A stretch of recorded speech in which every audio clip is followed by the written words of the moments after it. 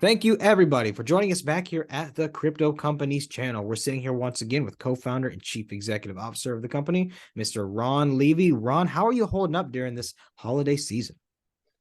Doing great. Looking forward to the sort of year-end wind down that we all get to take advantage of. It hasn't really hit us yet, but it's coming, and I am looking forward to it.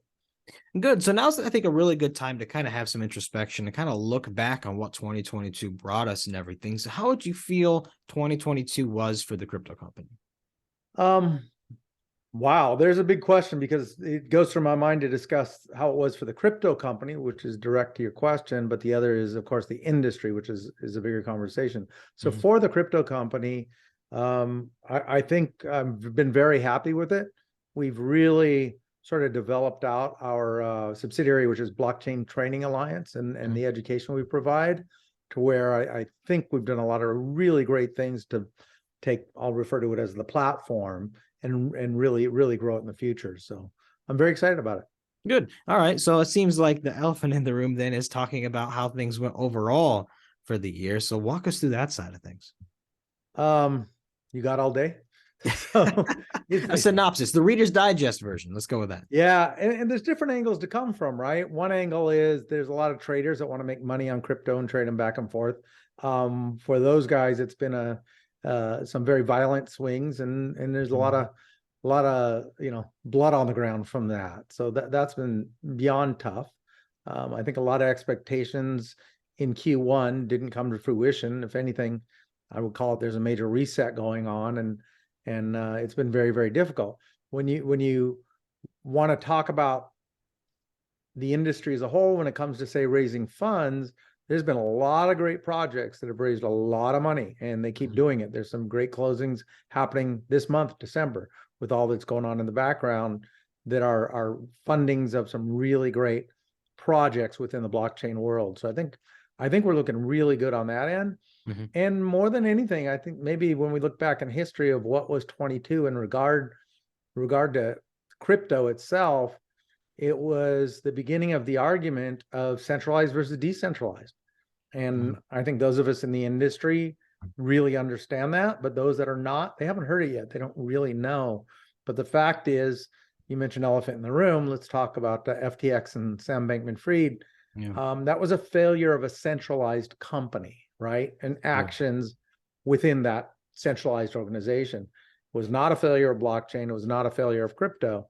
So I'm going to go to the good over that. It's really unfortunate in 100 different ways, but the good is, I believe people are going to really start understanding the value of centralization, because if things were decentralized, I don't think that could have happened, right? There's probably some other not so good things that could happen, but they're more controlled, they're more transparent.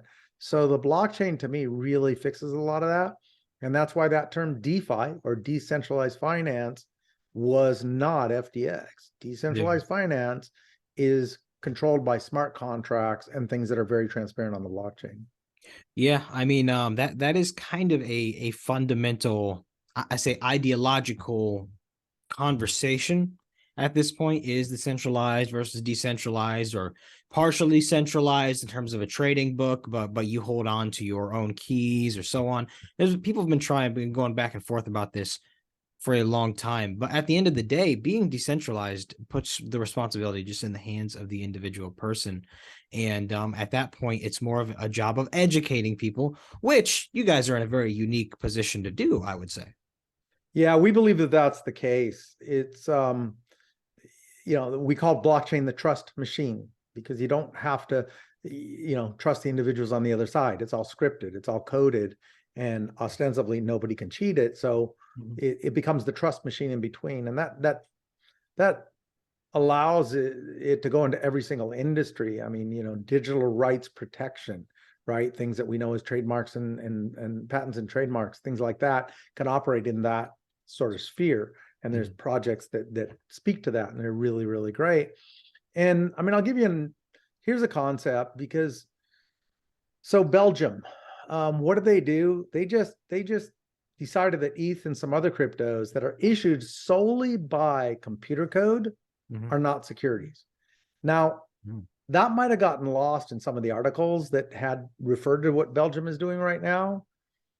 But when you really think about it, that's a massive statement. What it tells me is Belgium, whoever's making their rules over there, their laws, has gotten sophisticated enough to realize, wait, this is a different animal. We need to understand that and then write laws around that.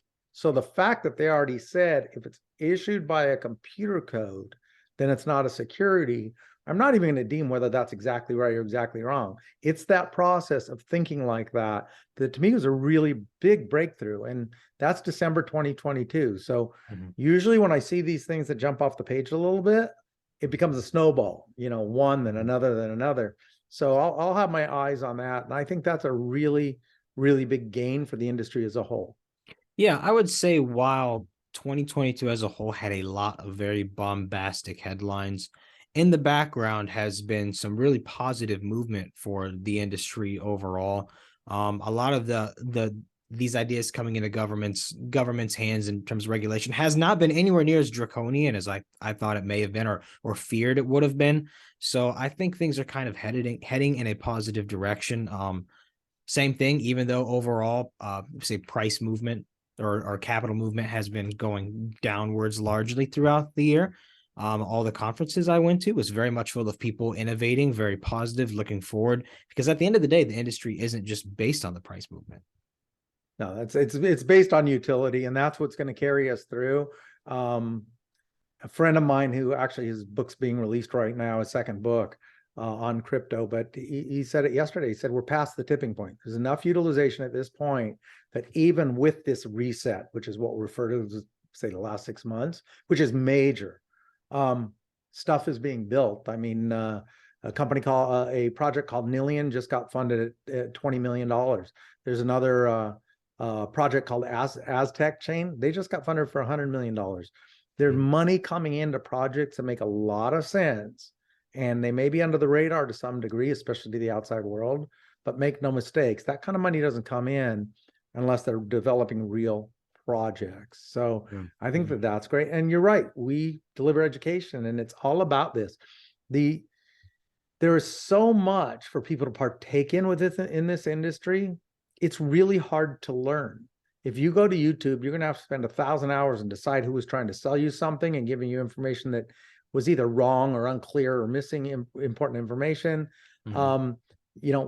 Our courses give solid education. And when you understand the foundation of multiple things, one is what is blockchain? The next is why does it matter?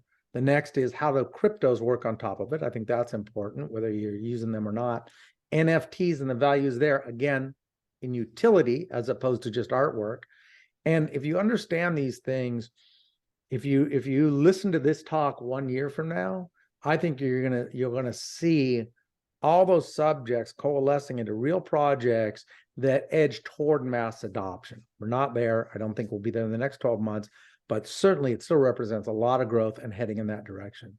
Yeah, agreed. You're starting to see, and that's another big thing I should have mentioned at the conferences. You're seeing a lot of traditional finance people representing other large companies easing their way into the industry too. And that's where I see things. I see blockchain technology, specifically blockchain technology, not necessarily crypto, but blockchain technology playing a fundamental role in I won't say every business, but lots of businesses going forward throughout the years and the adoption increasing. But Ron, it was great chatting with you again. Is there anything else you want to add? Anything else you've seen?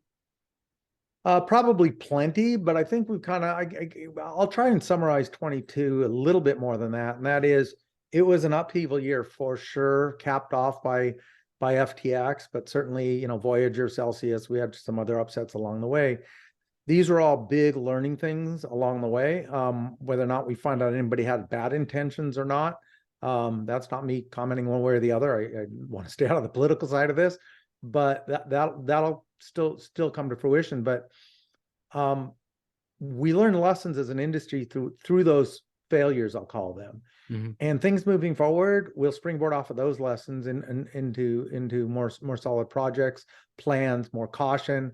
And the public in general will learn a little more what to look at. Quite honestly, even a lot of these large funds that got hurt really bad, they certainly should have done more and proper diligence and didn't. So I think the lessons from all that, while massive and while it represents billions of dollars in I'll call it losses, moving forward, which we are, all that'll be taken into account. And I think the next round of what our industry is doing is going to be far more solid. And yeah, I'm just really excited about that. This is brand new. It's only been around a dozen years, and it's being made up as we go. These things take long cycles of decades, and I'd say we're moving faster than most. Look, at as late as just after 2000, people were saying the internet was dead and it would never survive. So, all the bad headlines, kind of to be expected, expect more of that. But with some education, with knowing what you're looking at, I believe there'll be some, some real gold in that dust. So.